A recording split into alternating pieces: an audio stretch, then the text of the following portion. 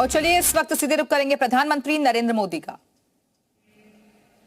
रक्षा खड़से जी, Uttarakhand assembly की speaker Ritu Khanduri जी, sports minister Rekha Arya जी, Commonwealth games के president Chris Jenkins जी, IOA की president PT Usha जी, सांसद महेंद्र भट्ट जी, राष्ट्रीय खेलों में शामिल होने आए देश भर के सभी खिलाड़ी, अन्य महानुभाव,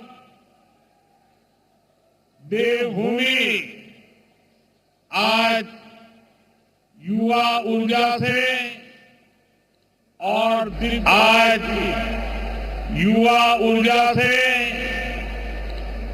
दिव्य हो उठी है। बाबा केदार, बद्रीनाथ जी, मां गंगा के सुभाषित के साथ आज नेशनल गेम्स शुरू हो रहे हैं। ये वर्ष उत्तराखंड के निर्माण का 25वां वर्ष है। इस युवा राज्य में देश के कोने कोने से आए हजारों युवा अपना सामर्थ्य दिखाने वाले हैं। एक भारत श्रेष्ठ भारत की बड़ी सुंदर तस्वीर यहां दिख रही है। नेशनल गेम्स में इस बार भी कई देसी पारंपरिक खेलों को शामिल किया गया है। इस बार के नेशनल गेम्स एक प्रकार से ग्रीन गेम्स भी है। इसमें एनवायरमेंट फ्रेंडली चीजों का काफी इस्तेमाल हो रहा है। नेशनल गेम्स में मिलने वाले सभी मेडल और ट्रॉफियां भी ई वेस्ट से बनी है। मेडल जीतने वाले खिलाड़ियों के नाम पर यहां एक पौधा भी लगाया जाएगा। ये बहुत ही अच्छी पहल है। मैं सभी खिलाड़ियों को बेहतरीन प्रदर्शनी के लिए शुभकामनाएं देता हूं। मैं धामी जी और उनकी पूरी टीम को, उत्तराखंड के हर नागरिक को इस शानदार आयोजन के लिए बधाई देता हूं। साथियों, हम अक्सर सुनते हैं, सोना तप कर खरा होता है। हम खिलाड़ियों के लिए भी ज्यादा से ज्यादा मौके बना रहे हैं ताकि वे अपने सामर्थ्य को और निखार सके। आज साल भर में कई टूर्नामेंट आयोजित किए जा रहे हैं। खेलो इंडिया सीरीज में कई सारे नया टूर्नामेंट जोड़े गए हैं। खेलो इंडिया यूथ गेम्स की वजह से यंग प्लेयर्स को आगे बढ़ने का मौका मिला है। यूनिवर्सिटी गेम्स यूनिवर्सिटी के स्टूडेंट्स को नए अवसर दे रहे हैं। खेलो इंडिया पैरा गेम से पैरा एथलीट की परफॉर्मेंस नए नए अचीवमेंट कर रही है। अभी कुछ दिन पहले ही लद्दाख में खेलो इंडिया विंटर गेम्स का 5वां एडिशन शुरू हो चुका है। पिछले साल ही हमने बीच गेम्स का आयोजन किया था। और साथियों, ऐसा नहीं है कि सारे काम सिर्फ सरकार ही करा रही है। आज भाजपा के सैकड़ों सांसद नए टैलेंट को आगे लाने के लिए अपने क्षेत्रों में सांसद खेलकूद स्पर्धा करा रहे हैं। मैं भी काशी का सांसद हूं। अगर मैं सिर्फ अपने संसदीय क्षेत्र की बात करूं तो सांसद खेल प्रतियोगिता में हर साल काशी संसदीय क्षेत्र में करीब 2.5 लाख युवाओं को खेलने का मौका मिल रहा है। यानी देश में खेलों का एक खूबसूरत गुलदस्ता तैयार हो गया है, जिसमें हर सीजन में फूल खिलते हैं, लगातार टूर्नामेंट होते हैं। साथियों, हम स्पोर्ट्स को भारत के सर्वांगीण विकास का एक प्रमुख माध्यम मानते हैं। जब कोई देश स्पोर्ट्स में आगे बढ़ता है तो देश की शाख भी बढ़ती है, देश का प्रोफाइल भी बढ़ता है। इसलिए आज स्पोर्ट्स को भारत के विकास से जोड़ा जा रहा है। हम इसे भारत के युवाओं के आत्मविश्वास से जोड़ रहे हैं। आज भारत दुनिया की तीसरी बड़ी आर्थिक ताकत बनने की ओर अग्रसर है। इसमें स्पोर्ट्स इकोनॉमी का बड़ा हिस्सा हो, यह हमारा प्रयास है। आप जानते हैं, किसी स्पोर्ट्स में सिर्फ एक खिलाड़ी नहीं खेलता, उसके पीछे एक पूरा इकोसिस्टम होता है। कोच होते हैं, ट्रेनर होते हैं, न्यूट्रिशन और फिटनेस पर ध्यान देने वाले लोग होते हैं, डॉक्टर होते हैं, इक्विपमेंट होते हैं। यानी इसमें सर्विस और मैन्युफैक्चरिंग दोनों के लिए स्कोप होता है। ये जो अलग अलग स्पोर्ट्स का सामान पूरी दुनिया के खिलाड़ी यूज करते हैं, भारत उनका क्वालिटी मैन्युफैक्चरर बन रहा है। यहां से मेरठ ज्यादा दूर नहीं है, वहां स्पोर्ट्स का सामान बनाने वाली 35,000 से ज्यादा छोटी बड़ी फैक्ट्रियां हैं। इनमें 3 लाख से अधिक लोग काम कर रहे हैं। ये इकोसिस्टम देश के कोने कोने में बने, आज देश इसके लिए काम कर रहा है। साथियों, कुछ समय पहले मुझे दिल्ली में अपने आवास पर ओलंपिक्स टीम से मिलने का अवसर मिला। बातचीत के दौरान एक साथी ने पीएम की नई परिभाषा बताई थी। उन्होंने कहा कि देश के खिलाड़ी मुझे पीएम यानी प्राइम मिनिस्टर नहीं बल्कि परम मित्र मानते हैं।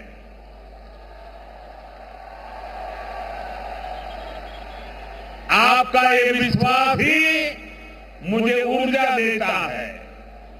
मेरा आप सभी के टैलेंट पर, आपके सामर्थ्य पर पूरा भरोसा है।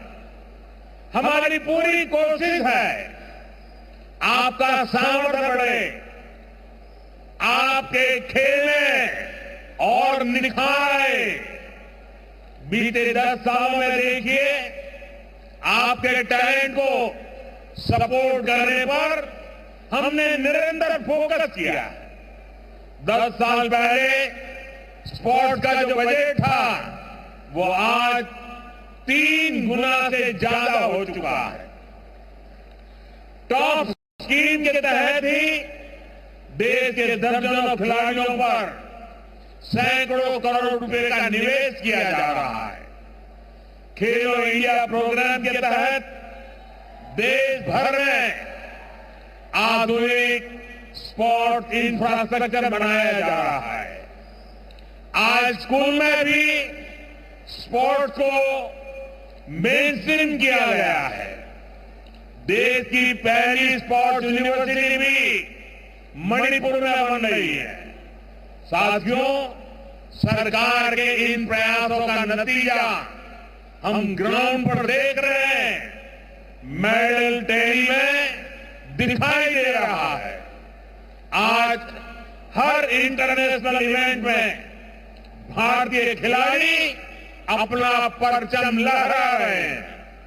ओलंपिक्स और पैरालंपिक्स में हमारे खिलाड़ियों ने इतना अच्छा प्रदर्शन किया है। उत्तराखंड से भी कितने ही खिलाड़ियों ने मेडल जीते हैं। मुझे खुशी है कि बहुत से मेडल विनर आज आपका हौसला बढ़ाने के लिए यहां इस वेन्यू पर भी आए हैं। साथियों, हॉकी में पुराने गौरवशाली दिन वापस लौट रहे हैं। अभी कुछ दिन पहले ही हमारी खो खो टीम ने वर्ल्ड कप जीता है। हमारे गुकेश जी ने विश्व शतरंज चैंपियनशिप का खिताब जीता तो दुनिया हैरान रह गई। कोनेरू हम्पी महिला विश्व रैपिड शतरंज चैंपियन बनी। ये सफलता दिखाती है कि भारत में कैसे स्पोर्ट अब सिर्फ एक्स्ट्रा करिकुलर एक्टिविटी नहीं रह गया है। अब हमारे युवा स्पोर्ट्स को प्रमुख कैरियर चॉइस मानकर काम कर रहे हैं। साथियों, जैसे हमारे खिलाड़ी हमेशा बड़े लक्ष्य लेकर चलते हैं, वैसे ही हमारा देश भी बड़े संकल्प लेकर आगे बढ़ रहा है। आप सभी जानते हैं कि भारत 2036 ओलंपिक्स की मेजबानी के लिए पूरा जोर लगा रहा है। जब भारत में ओलंपिक होगा तो वो भारत के स्पोर्ट्स को एक नए आसमान पर ले जाएगा। ओलंपिक सिर्फ एक खेल का आयोजन पर नहीं होता। दुनिया के जिन देशों में भी ओलंपिक होता है वहां अनेक सेक्टर्स को गति मिलती है। ओलंपिक्स के लिए जो स्पोर्ट्स इंफ्रास्ट्रक्चर बनता है उससे भी रोजगार बनता है। भविष्य में खिलाड़ियों के लिए बेहतर सुविधाएं बनती हैं। जिस शहर में ओलंपिक्स होता है वहां नया कनेक्टिविटी इंफ्रास्ट्रक्चर बनता है। इससे कंस्ट्रक्शन से जुड़ी इंडस्ट्री को बल मिलता है, ट्रांसपोर्ट से जुड़ा सेक्टर आगे बढ़ता है और सबसे बड़ा फायदा तो देश के टूरिज्म को मिलता है। अनेकों नए होटल बनते हैं। दुनिया भर से लोग ओलंपिक में हिस्सा लेने और गेम्स देखने आते हैं। इसका पूरे देश को फायदा होता है। जैसे ये नेशनल गेम का आयोजन यहां देवभूमि उत्तराखंड में हो रहा है। यहां जो दर्शक देश के दूसरे हिस्से से आएंगे वो उत्तराखंड के दूसरे हिस्सों में भी जाएंगे। यानी स्पोर्ट के एक इवेंट से सिर्फ खिलाड़ियों को ही फायदा नहीं होता बल्कि बहुत से अन्य सेक्टर्स भी, इकोनॉमी भी इससे ग्रो करती है। साथियों, आज दुनिया कह रही है 21वीं सदी भारत की सदी है और यहां बाबा केदार के दर्शन के बाद मेरे मुंह से, मेरे दिल से अचानक ही निकला था ये उत्तराखंड का दशक है। मुझे खुशी है कि उत्तराखंड तेजी से प्रगति कर रहा है। कल ही उत्तराखंड देश का ऐसा राज्य बना है जिसने यूनिफॉर्म सिविल कोड, समान नागरिक संहिता लागू की। मैं कभी कभी इसे सेक्युलर सिविल कोड भी कहता हूं। समान नागरिक संहिता हमारी बेटियां, माताओं बहनों के गरिमापूर्ण जीवन का आधार बनेगी। यूनिफॉर्म सिविल कोड से लोकतंत्र की स्पिरिट को मजबूती मिलेगी। संविधान की भावना मजबूत होगी। और मैं आज यहां स्पोर्ट के इस इवेंट में हूं तो इसे मैं आपसे जोड़कर भी देखता हूं।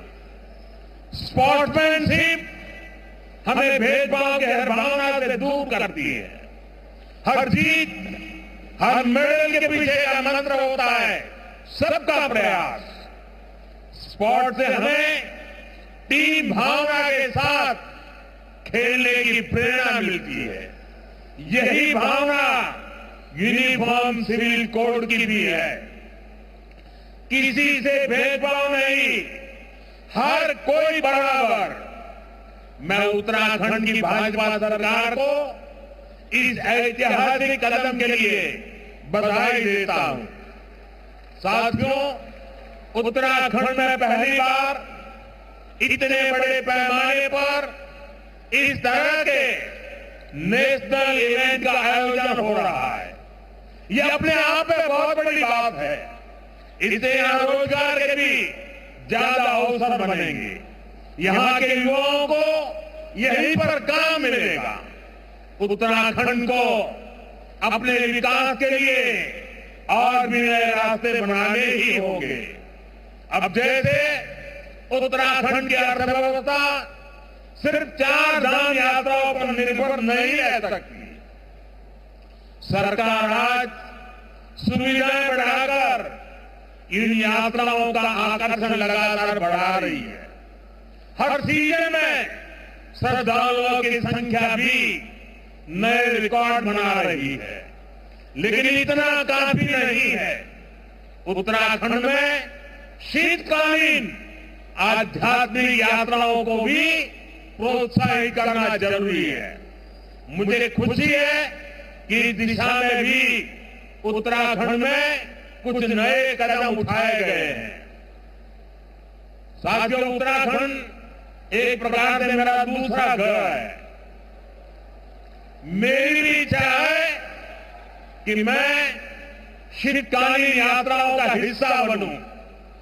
मैं देश भर के युवाओं से भी कहूंगा कि सर्दियों में जरूर उत्तराखंड आए। तब यहां श्रद्धालुओं की संख्या भी उतनी नहीं होती। आपके लिए एडवेंचर से जुड़ी एक्टिविटी की बहुत संभावना यहां पर है। आप सभी एथलीट भी नेशनल गेम्स के बाद इनके बारे में जरूर पता करिएगा और हो सके तो देवभूमि के आतिथ्य का और ज्यादा दिनों तक आनंद उठाइएगा। साथियों, आप सभी अपने अपने राज्यों को रिप्रेजेंट करते हैं। आने वाले दिनों में आप यहां कई स्पर्धा करेंगे, अनेक नेशनल रिकॉर्ड टूटेंगे, नए रिकॉर्ड बनेंगे। आप पूरे सामर्थ्य के अनुसार अपना 100% देंगे। लेकिन मेरा आपसे कुछ आग्रह भी है। ये नेशनल गेम्स सिर्फ खेल की ही स्पर्धा नहीं है। ये एक भारत श्रेष्ठ भारत का भी एक मजबूत मंच है। ये भारत की विविधता को सेलिब्रेट करने का आयोजन है। आप कोशिश करें आपके मेडल में भारत की एकता और श्रेष्ठता की चमक भी नजर आए। आप यहां से देश के अलग अलग राज्यों की भाषा, खान पान, गीत संगीत की बेहतर जानकारी लेकर जाए। मेरा एक आग्रह स्वच्छता को लेकर भी है।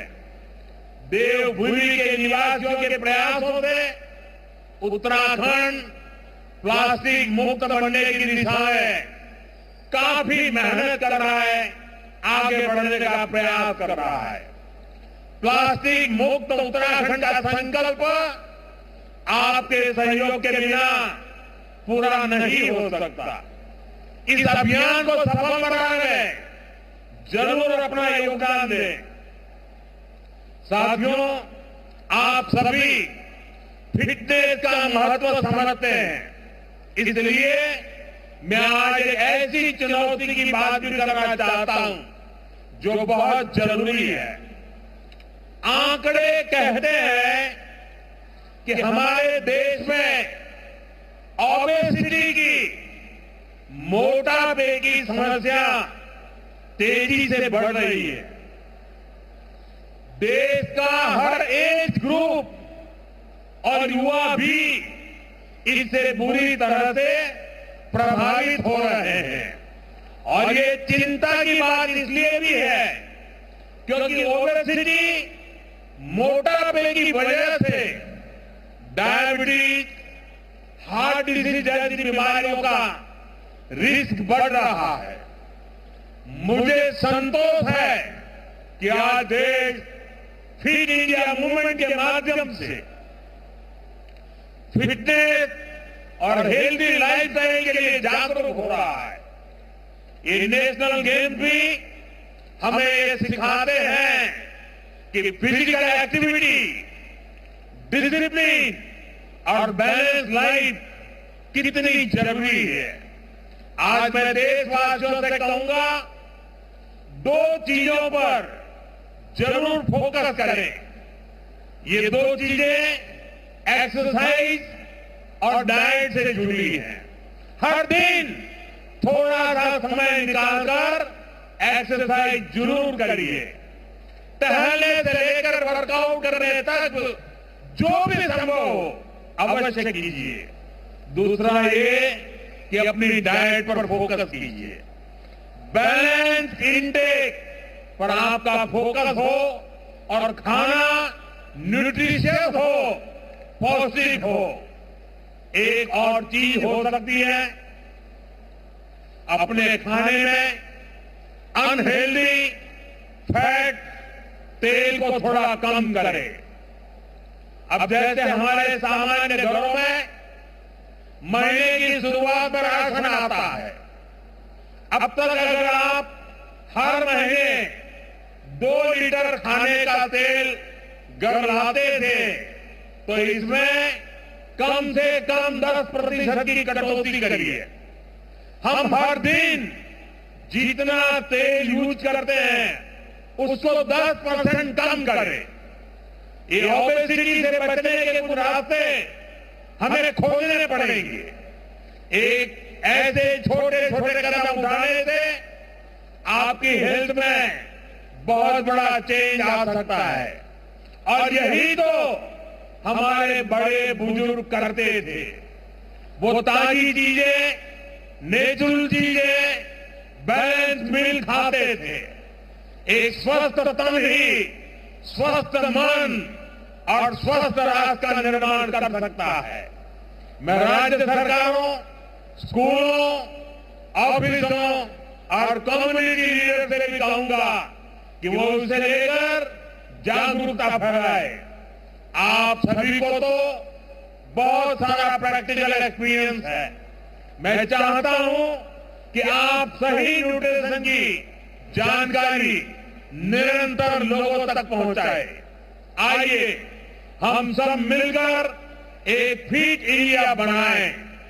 इसी आह्वान के साथ साथियों, वैसे मेरा दायित्व होता है नेशनल गेम्स की शुरुआत करवाने का, लेकिन मैं आज आप सबको जोड़ करके करना चाहता हूं। तो इस गेम के शुभारंभ के लिए आप अपने मोबाइल के फ्लैश लाइट चालू कीजिए। आप सब अपने मोबाइल के फ्लैश लाइट चालू कीजिए। सबके मोबाइल के फ्लैश लाइट चालू हो। आप सबके मोबाइल के फ्लैश लाइट चालू हो। आप सबके साथ मिलकर मैं 38वें नेशनल गेम की शुरुआत की घोषणा करता हूं। एक बार फिर आप सभी को बहुत बहुत शुभकामनाएं।